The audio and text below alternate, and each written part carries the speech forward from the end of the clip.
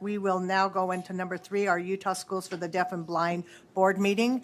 Yeah, what? Did I miss somebody? No, we got her. We got her. Thank you, though. So Joel, would you and your staff like to come up, and we'll just go right into our board meeting?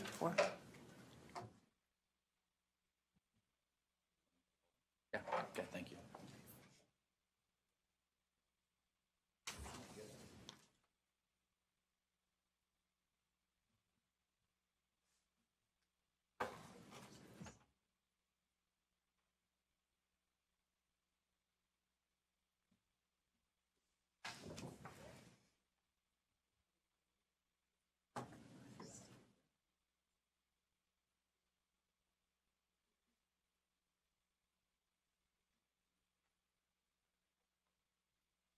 So, and following the agenda here, we're going to start off with these consent items, but we're just going to take them one by one. That's how I see that we're going to be doing this. So 3.1.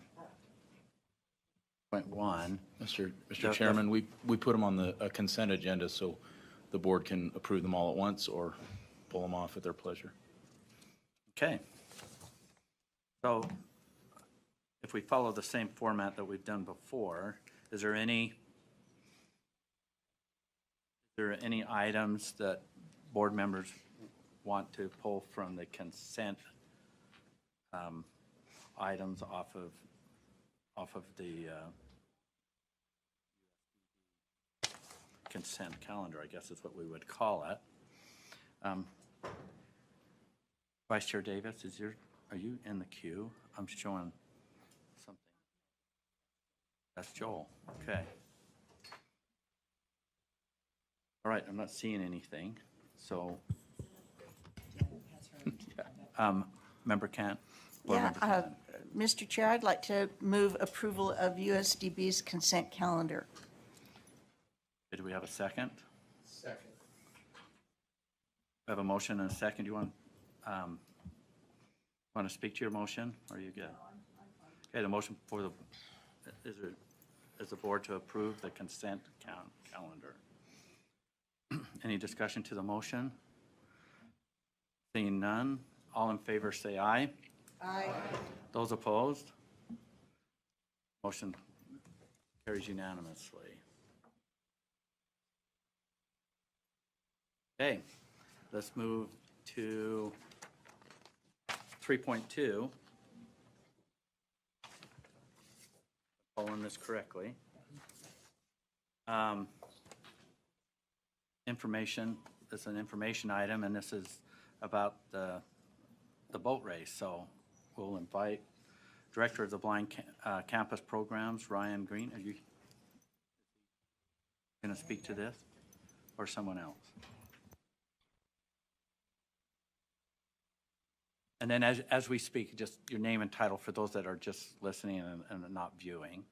So this is Superintendent for the Blind, and I'm going to introduce Ryan Green, who is our campus director at the School for the Blind, and he has brought 2 students with him who participated in the 7048 boat race. So I'm really excited to have them. So what I think we'll do is bring Erica, come up here, and they can sit and they can share this mic, and you can just put this on and off for them. Sounds great. Good morning. I do have a video that I'd like to share. Figured it'd be good. I had a presentation, and then I felt like it was going to be very much like a family reunion, like slideshow, and didn't want to do that to you guys. So. Do you need some help getting the video I up? do. I've got a YouTube link, and so if I could. So we have lots of rescue people here. That's how I survive, is through our IT Come on people. up to. But to give you a little bit of a format there, it'll be about a 5-minute video that kind of goes through our process this past year at Lake Powell, and then Willard Bay, and then finally the race up in Washington. This is kind of like NASCAR when you come into a pit stop and you got all these, an excellent team come in, and Make it happen. Pick crew for you. Zzz, zzz. Let me see your laptop on this side. Yes. Please.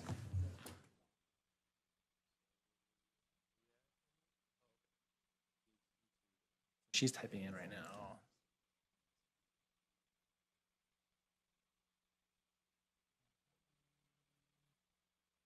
Trying to get on the air media.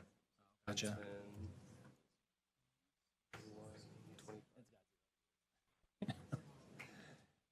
You want to type? There we go. I think he's got it.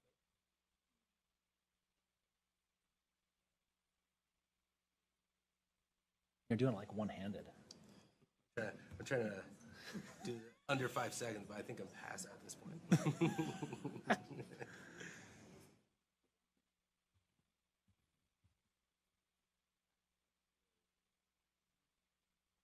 So Emily, Erica, why don't you introduce yourself? Tell the board a little bit about you. You know, where you go to school, how old you are, what grade you're in, your favorite color. I don't know, just a little bit about yourself. Maybe why you said yes to this trip. So Emily, let's start with you.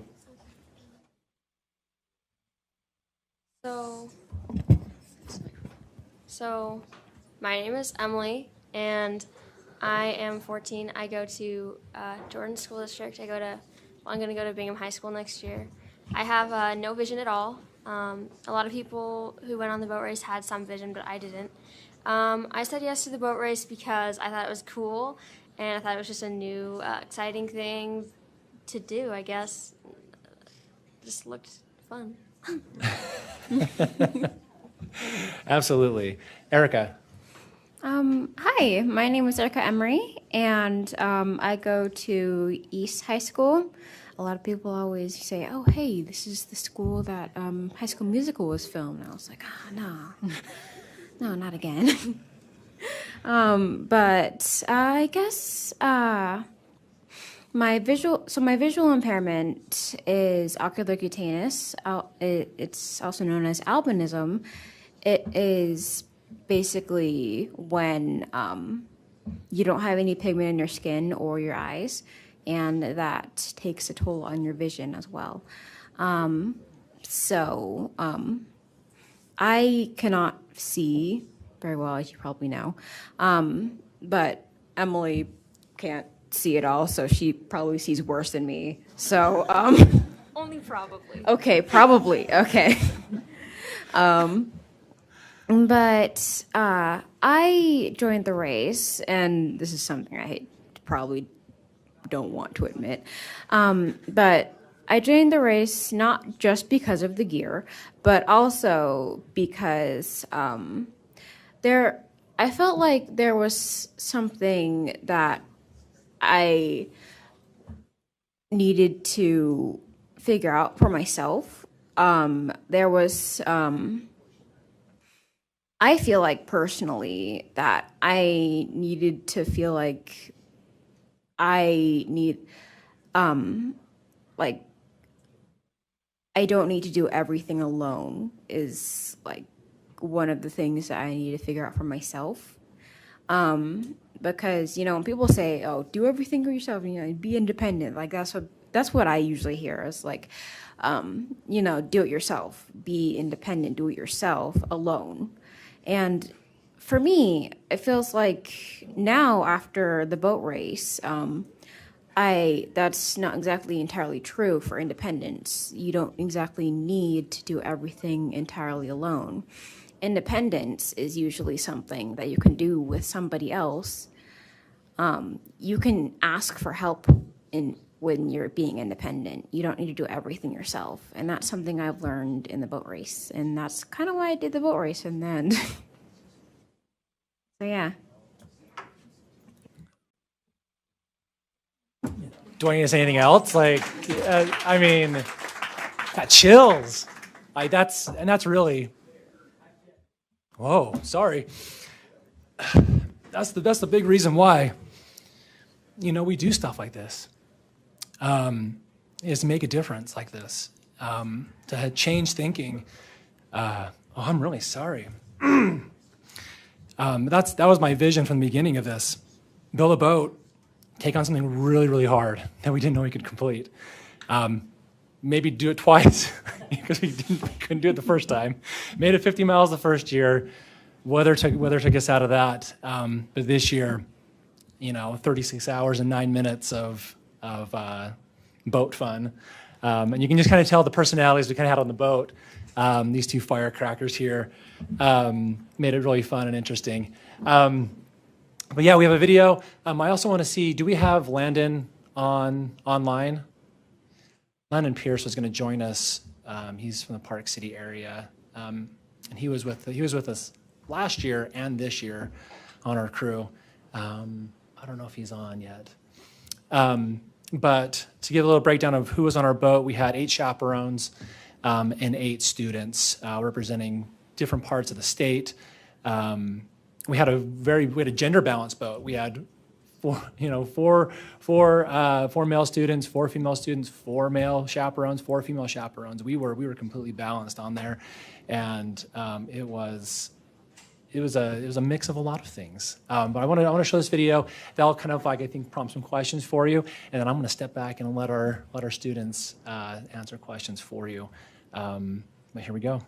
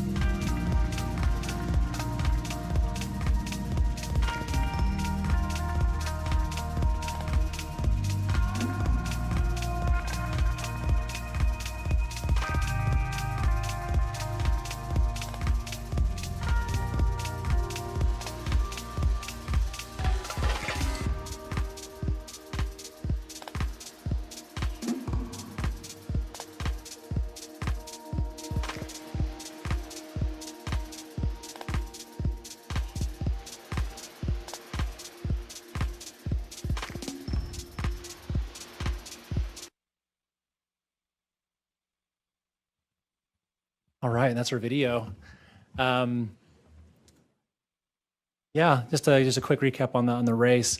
The first 50 miles, this time went by really nicely. Weather was with us. We didn't think it was going to be because it rained up until pretty much the race start. And this year we decided to do a little camp out halfway. We had a campsite, and that's kind of the carnage you saw on the tarps and people hanging out and sleeping. We took an hour to have the kids sleep before getting back in the boat. After mile 50, though, how was our going from there, guys? So good. The best ever. Our mile per hour dropped from 3.5 miles per hour to about 1.5, and got a little rough. We had some currents come in. Had a couple scary moments, didn't we, with some bigger swells trying to go after us, and forced us to spend another night outside, which we did not want to do. Luckily, the Eagle Scout in me was like, we got to have some preparations here. So we had bivy sacks, we had freeze-dried meals, and found a lot of nice people on the shore of Cala Point that was like, we know the rules, we can't help you, but just let you know there's a gazebo and bathrooms just down the beach a little bit. You're more than welcome to use it. Everybody can. So we wrapped the gazebo with tarps, and we were making meals for everybody. And before we know it, like, Erica's asleep. Like, all these kids are just passed out asleep. And my favorite picture is of Emily. She was in her bivy sack, hood over her head. I thought she was sobbing, and I'm like, oh no, I broke a student. I was not sobbing. And she was not. She was laughing. She was talking to her mom on the phone, and she was just giggling. I'm just like, this is a girl off my own heart right here. It was great. And so that was midnight, going into Sunday morning. So we'd been over 24 hours. We were approaching, hour 28, 29, and we were all tired. We needed to spend a couple hours there because storms were keeping us from finishing. We were 5 miles away from finishing, and everybody just wanted it so bad. We could see the lights of Port Townsend like just flashing at us and taunting us. So we decided to spend 3 or 4 hours with some shelter and things like that, and got up 5:30 that next morning, and we woke up to clear skies and buttery water, and knocked out the last 5 miles and finished. And it was awesome. But that's a little bit of a recap on that. Do you have questions for our students?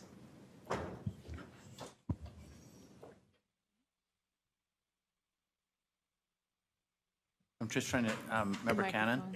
Just tell us exactly where the race occurred. I saw maps. I was trying to figure it out. Tell us exactly where you were doing the rowing and spending your time on the river. So the actual race was from Tacoma, was it? Or were we going to Tacoma? Yes, we started in Tacoma. And then we went to Port Townsend. It was across the Puget Sound. The two practice things we did were at Lake Powell and Willard Bay. Yeah.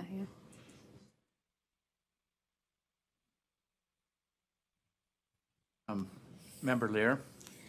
Thanks. I just want to say how, and I'm going to have the same problem, how much I respect Erica for doing this. Erica is in a group of young women that I work with, and she not only shared her experience with them, but she talked about, what were the hardest things? What did she learn from it? And it helped all of us talk about doing hard things. And it was really a good discussion, largely because of her and her experience with doing this and being willing to talk about it. And she brought out some ideas that I hadn't thought about that would it wasn't so physically hard, but there were some psychological and emotional things about it that were harder than I would have even thought about. So I just appreciate her candor, and same with Emily, that you would come and talk to us about it and give us your insights.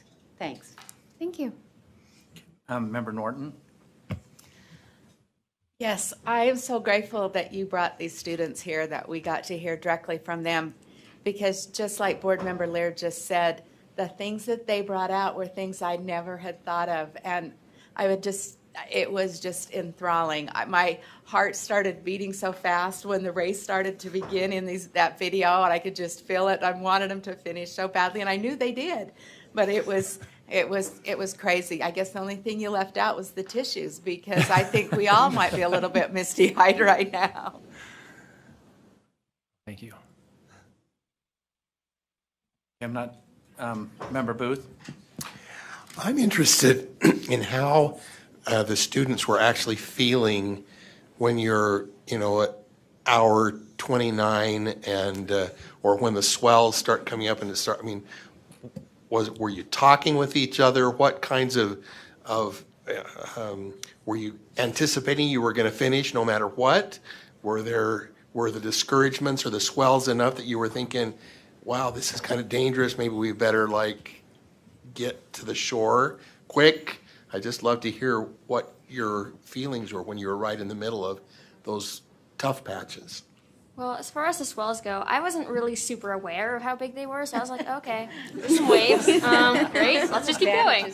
And then, but as far as we were just pulling into the shore, and I was like, you're all kind of delirious and a little bit hypothermic at that point, and so you're just kind of not quite there, you remember what happened, but it's kind of blurry, I wasn't scared per se, I was just kind of, when I went to bed that night, I was just kind of not really bed, but into a sleeping bag. I was just kind of done. But I was my pride was not going to let me be all, I can't do things. I was not going to do that. I was definitely going to finish. But I wasn't sure we were going to finish, but I wasn't sure. I didn't know. I was just really tired. Yes. I think Emily explained it pretty well. On my side, I think I could see the waves a little bit better, but not as well as Landon or Josh could, because apparently they have better vision than me, and I'm very mad about that. So when we pulled into our last camp spot, I was like, yeah. I was very delirious, as you can probably tell. So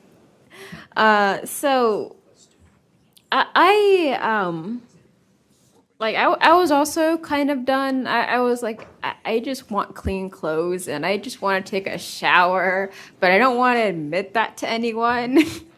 I just want to go. But I like this though. It's a good experience, but I just want to feel clean. I have dirt all over myself. Director Ryan, I believe Landon's on Zoom. Perfect. I think. Are we going to make it happen? Landon, are you with us? He said he was ready. He was waiting to be let in. Yeah. Hey, Landon, how's it going? It's going.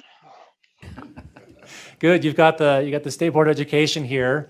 Very interested in hearing your thoughts on the race. You're one of two students that was part of last year's endeavor as well as this year's. Is there anything you want to say about that? It was nice to finish this year. I think it was. I mean, both years were an awesome experience. Learned a lot, did a lot. It was definitely, this year there towards the end there was a little bit of worry that we weren't going to finish, but we pushed through that, and it was just an awesome experience that I'm grateful I was able to have. Yeah, I don't know much more than that. Thank you for the experience. It was amazing.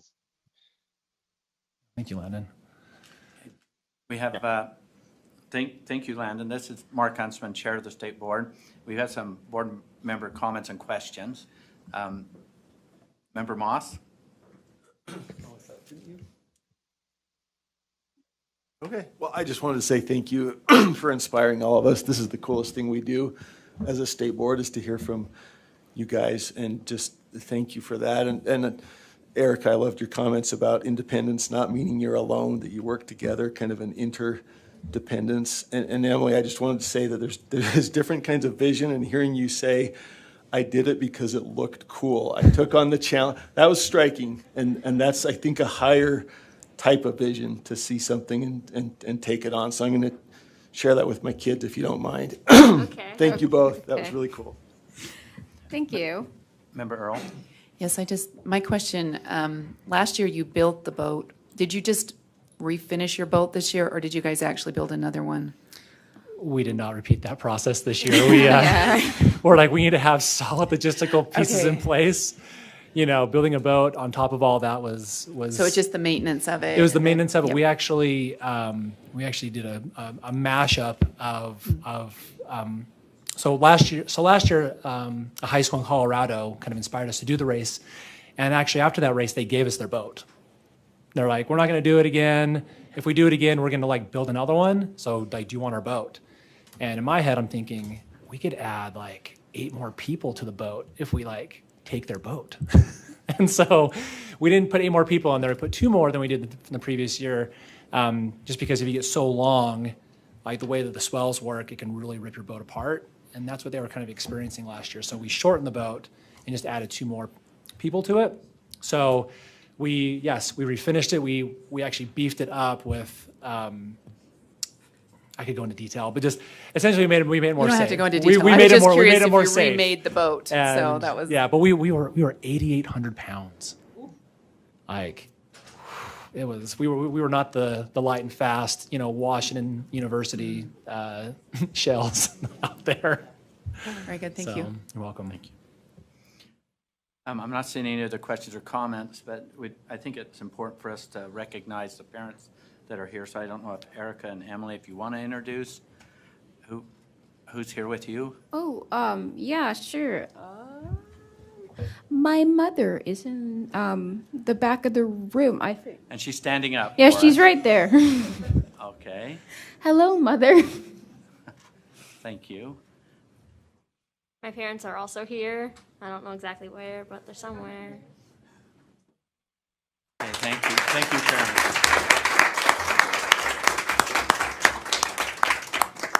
And if I may, I just wanted to express my appreciation for you guys' approval of our project. It really means a lot. I didn't think that this would get approved, honestly. And so I'm grateful for the faith that you guys had in us to do this and to trust us that we do things safely. And we did bring everybody home, which is probably number one. But I'm glad that these students and us as chaperones were able to experience this great life listing type of thing. So thank you. Okay. So we want to express our appreciation as a board to Landon and Erica and Emily for being here, and of course Director Ryan.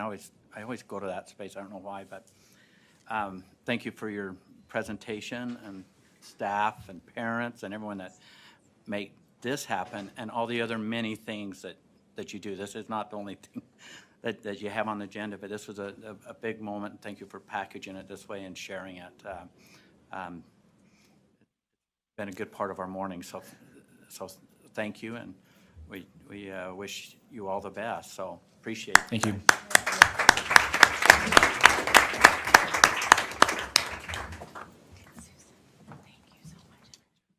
Okay, we'll invite our Carl Empey, the finance director, and I don't know how you follow this act. I mean, You don't. That was you hard don't. You placement to can't, do so- financials. But the good news, Mr. Chair, Madam Vice Chairs, and board members, we're financially solvent. The financial reports for the first 12 months, it does not include period 13. The state gives us an extra month to pay all the bills for the goods and services we received in June, and it doesn't include the other post-employment benefits that the state calculates late August, early September. So we'll be coming back with another set of financials that will include the entirety of the fiscal year. Just to be quick, because I know you've got a full agenda today, Our inflows were 46.8 million. I'm just rounding numbers as I usually do. Our expenses were 43.7 million. So we had 3.1 million more in inflows than we did expenditures. And we look to have about that balance towards the end of the fiscal year as we wrap up period 13. Our number of students served was 2,508 students, and our land grant enrichment fund balance is $671,024. The donated fund balance is $283,200. Again, I'm just rounding. And our education foundation balance was $1.3 million. The report behind that in your packet is the budget status report that gives all the supporting detail for the numbers that I just went through. On our enrichment fund projects, you had approved $1,526,000. We have spent just a little bit over $1 million, leaving just under $500,000 left to be spent. 200,000 of that is our infamous audiology van that we still keep hoping we're going to receive in December or January if the chips come in and all the parts, but that's kind of the target there. So we're going to roll that over. These funds don't lapse, meaning we don't have to give them back to the state because they're enrichment funds. We'll be able to roll those forward to next year. So with that, Mr. Chair, I'd be happy to answer any questions that anyone may have. Any questions from board members? Member Norton. Yeah, I just had a quick question on that, on your financial report page. About halfway down where you've got the number of students served, are there any crossovers there? You know, some students receive this service and they also receive this service? Yeah, the second section there, the additional services provided to children, there can be some duplication on that. Mainly audiology services is the big one in which we have duplication. Thank you. You're welcome. Director Ramsey, I'm not seeing any other questions or comments, but I just want to make note, thank you for getting these in. And, you know, this is about transparency, just not for us, but for the public also. So thank you for your thoroughness. You're welcome. there. Thank you. We'll look forward to the next report. So thank you.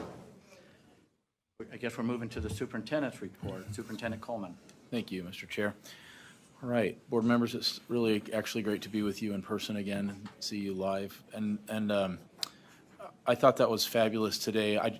Well, during the presentation though, I thought, you know, we have probably 40 summer camps that are great. They go for everything from a STEM camp on our campuses to adventures and camping and other things. And so this was just extra big. And I don't know what the future holds. We could do it again. We've also been talking with the families that were here. One of the moms that was here, Katie Green, is actually also on our advisory council.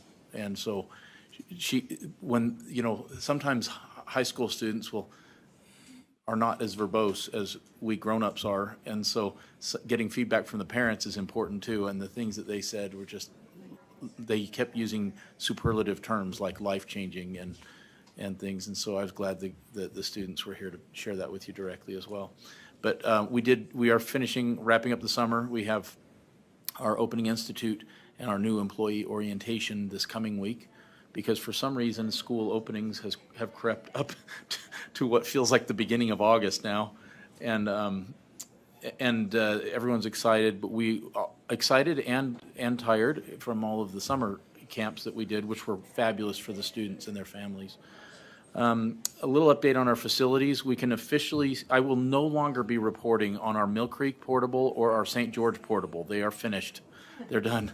So yay, that's my last report on those. And they're great. It's really good. We are working with the FCM closely to prepare for a meeting we're required to have with the Executive Appropriations Committee in September on the St. George and Salt Lake new or renovated building projects, and so we'll keep you abreast of that each month as we come in here. This year we will not be submitting any legislative IFRs to you. No funding increase requests, and so the one thing we'll be submitting to the state though is It's required in code. It's the, what they call the WASA, or the weighted average salary, the weighted annual salary adjustment, which is where they fund our educator increases based on an average of what the teachers throughout the state get. And so that's sort of automated, and they expect that number from us, but we won't be submitting a business case and so forth because it's not a special increase request. We also, something else, and Board Member Norton's question really made me think of something I should share with you. Internally, after this year where we just did the deep dive with the Public Education Appropriations Committee in July or June. Was that June or July? June. That was in June. We went there, and then your own questions have prompted us internally to say, what can we do better for the board, for the public, for the legislature, to help them understand, and even for ourselves to understand deeply which students are where, what the student-teacher ratios are, and so that can always be a part of our annual report and any monthly report that we can give to you or get other things. And so we've created kind of a new internal reporting process where we can get better information for you all the time. And one of the things that breaks out is what Board Member Norton asked for is, here's all the services that we offer. Some of them are duplicative, and here's where all the students are. And so we'll be able to show you more easily and answer your questions on just exactly what's happening where. And so your questions and the legislature's questions this year helped us, I think, to improve our performance as far as that goes and have a better handle on that. And you'll see that going forth each month this year. We also, I mentioned Opening Institute, new employee orientation, back to school nights. Just a reminder, our calendars follow whatever local district our campus is located in. So Springville is aligned to Nebo District, Mill Creek is aligned to Granite School District, and our Ogden campus is aligned to the Ogden School District calendar. And that is my superintendent report, unless Susan has anything to add. Superintendent Tanner is out of town right now on a work-related trip, but Superintendent Patton is here. If you have anything, Susan. Yeah, actually, just quickly, the 70-48 race, as Superintendent Coleman mentioned, we might not do that in the future year. We're not going to do it next year, but there's a couple of things that we want to replicate that we've learned from the 70-48. And the first thing is that our students who are blind and visually impaired and low vision, they miss out on competitive sports. They miss out, everybody's familiar with goal ball. And so whenever anybody talks about sports with our blind, visually impaired kids, they're like, oh, do you have a goal ball team? Well, yes, our kids have chances to participate in goal ball. But this has really taught me, this with the 70-48, our kids are wanting that. They're hungry for competitive physical activity. And so that's something that we're looking at in the next year as far as at the blind school. The deaf school already has programs that are pretty rigorous, but our blind school does not. And it would look different because we're looking at serving kids from all over the state of Utah in all districts. But that's something that really stuck out to me is these kids, when they would go home, they said, we came in 68th place out of 129 people, of 129 race participants, and they were all sighted and in excellent physical condition. And it just resonated with me that, they're missing that. They're missing being on basketball teams, being in cheerleading or in dance competitions or all of that. They're missing that. So I wanted to mention that. And then also the push for physical activity. That's another thing that our blind, visually impaired kids miss. They miss the physical activity, and I think that's something that we need to focus on. So our summer camps this last summer, when I say last summer, we're still in summer, but it seems like that was a long time ago. They really focused on physical activity. And that's not just for our kids who only have blindness and low vision. That's for kids with multiple disabilities as well. We know from research that our kids who have multiple disabilities and are very complex, they still need that movement. They're learning better when they're moving. That makes it so that their families can make make themselves available for more physical activities. So I just wanted to put that out there that you'll be seeing more of that as far as participating in competitions. This last July, we took 4 students, and when I say we, I did not, but Ryan was one of them, and then our professional development curriculum instructor, we took 4 kids to the Spartan race in Indiana, and they ran the Spartan race, and we had 2 completely blind students run the Spartan race with people that were like tied onto them. And can you imagine some of those experiences that they're getting, that they're doing, that is something that they didn't ever think that they would be involved in, but are critical. They're critical to us. You think about your families, physical activity, no matter how good a shape or lack of we're in, it's an important component of all of our lives. And so I just want to put that out there, that we are focusing. I am more than happy to have any ideas, because my creativity is like this. And so I have to have people like Ryan that come in and say, what about this 7048? And so I am really open to ideas, but that's something that's going to be a focus next year, is physical activity and team sports, so that our kids are learning how to be on a team. That's all. Nothing statistics, anything other than that. So thanks. Questions, comments from board members? Member Straight. Thank you. So has there been any contact regarding unified sports for the visually impaired?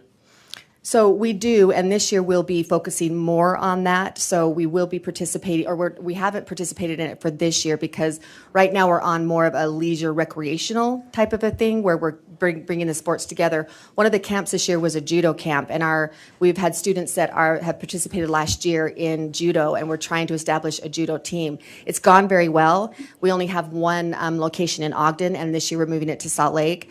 But your question is very, very well taken, in that we need to be a part of a group, because there's different levels of competitive sports that we can have kids who have learning disabilities and additional disabilities still competing with other schools across the nation and across Utah.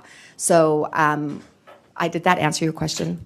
Well, maybe not. Well, I want to make certain that we're exploring all the avenues for participation, and the Unified Sports Program would be a way to really do that with something that's already in place. And I'm sure that they would be open to developing things for the visually impaired. Yeah, and so the Unified Sports is definitely a route that we will want to go down, because we again want to make sure that the kids who have additional disabilities are participating in the physical sports.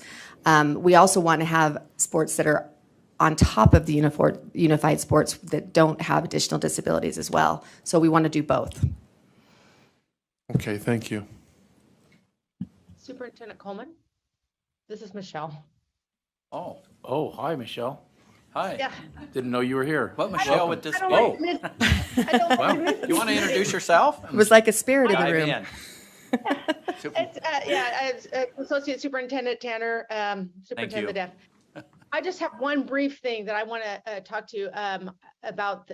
I wanted to let everybody know we're going to start football for the School for the Deaf. That hasn't happened in a long time. I think the pictures were black and white the last time I saw them.